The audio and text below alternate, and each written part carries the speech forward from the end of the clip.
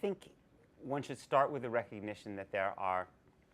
although it may sometimes seem odd for us as Americans that you could have a country with some religious or ethnic character, it's not really that unusual in the larger democratic world.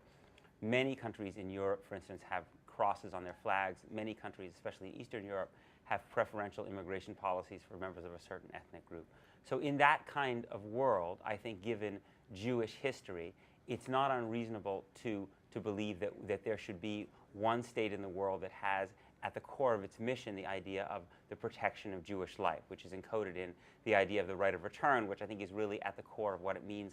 for Israel to be a Jewish state, which is to say that this state will act as refuge for Jews who are in peril around the world. So in that form, I think Jewish self-determination is legitimate if it also tries to live up to democratic norms that I think we would all want to live under, which is to say that Israel also has a responsibility to be zealous in protecting the rights and dignity of its non-Jewish citizens. First of all, to offer them citizenship in the first place, but then also to try to make that citizenship truly as equal as possible, recognizing that this state also has a special responsibility for the protection of Jewish life, and that has some public Jewish symbols, again, in the way that countries like Britain, for instance, have public national Christian symbols. So I think that's the